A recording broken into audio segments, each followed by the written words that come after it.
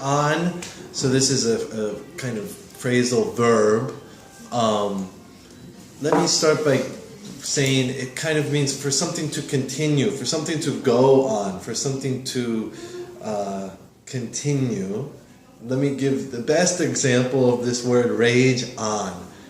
I always hear this one when they're talking about battle or war. The battle raged on for 3 days. So the battle went on for 3 days. The battle continued for 3 days. Or the war raged on for 7 years. You can kind of understand why they are using the word rage for a battle or a war, right? Anger, fighting, killing. It makes sense. Now, also they sometimes use it for the debate. A debate is not as violent.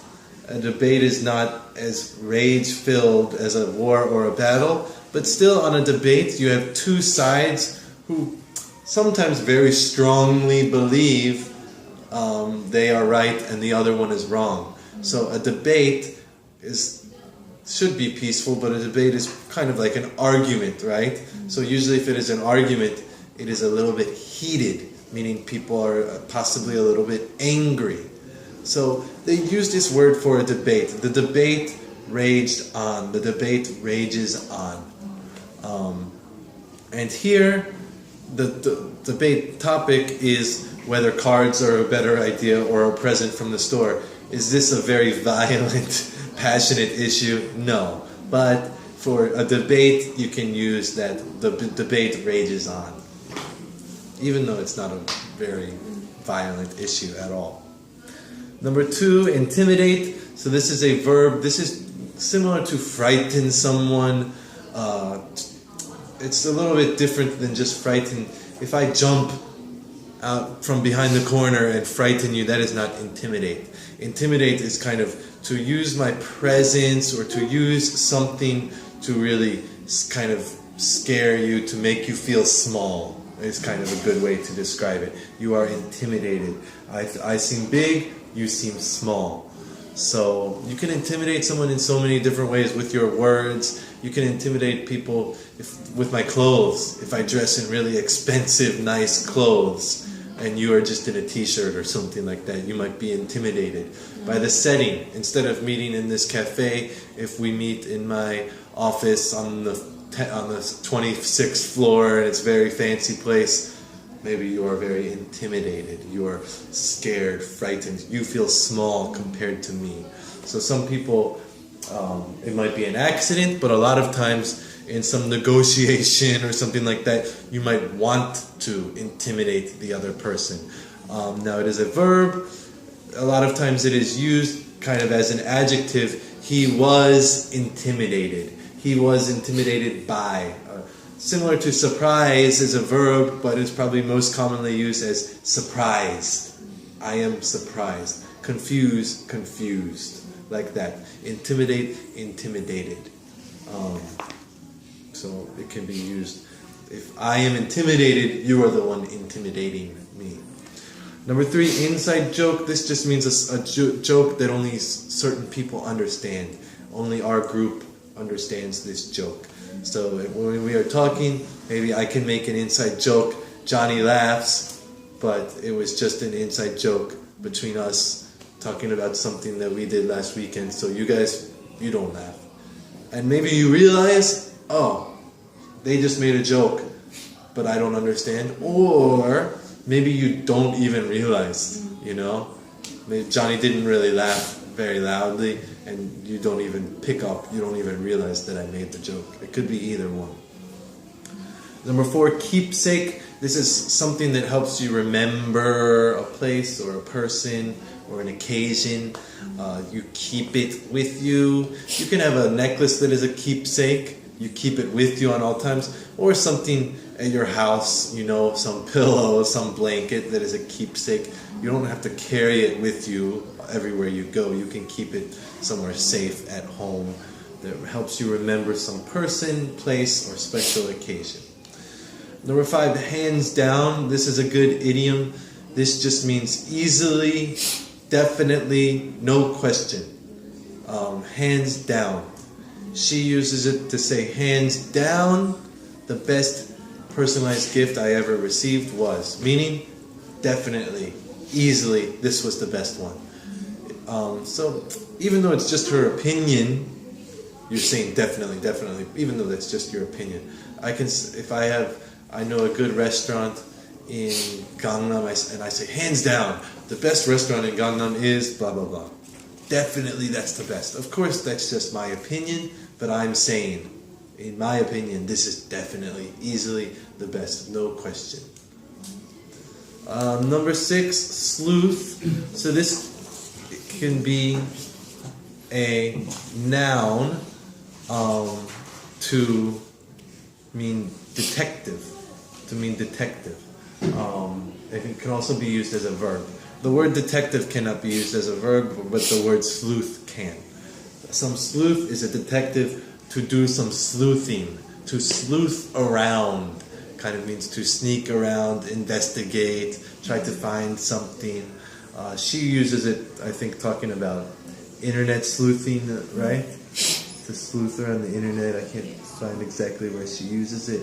We will see that later. But it can be used as a noun or a verb to track, to trail, to investigate. Number 7, hipster. This is the hardest one for me to explain. It's really frustrating because a hipster is this certain type of person. I cannot really put it into words. It's just an image, right? It's someone who is, when you hear the word hipster, you probably imagine a guy, not so much a girl. It's usually not a good thing. No, not many people. I'm sure some people, but most people don't proudly say, I'm a hipster. You know, you might hear some older guy say, oh, stupid hipsters, or I hate hipsters, or something like that. I will try to show you a picture. These are hipsters, okay? So it is like this kind of guy. Notice a lot of times they have facial hair, some beard or mustache.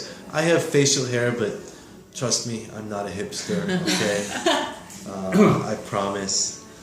Some glasses. This guy has, or one of them, has glasses with no actual, right? So that's part of it. You know, he's trying to be cool. If you're really, really, really cool, you don't have to try. You just be yourself, and you're cool. But these guys, they're trying too hard. Why are you wearing glasses if you don't need glasses? Why are you wearing that stupid shirt? You know, like, actually, I don't mind those shirts. I don't think they're that stupid, but a lot of hipsters might be known for wearing that kind of plaid. There's another name for that type of fabric. I can't think of it right now. That type of plaid shirt or something. This guy's definitely a hipster. He has some scarf on or something. He's just trying too hard. It's just a kind of person, like a stereotype.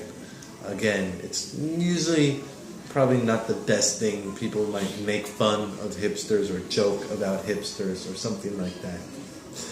And the last one, where is it? Number 8, track down. This means to find.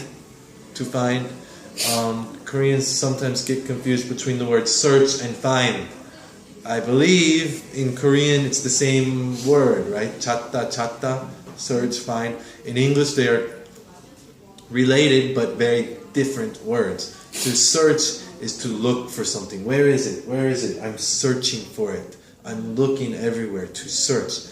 Then finally, ta-da, I find it. I have it now, when you find it.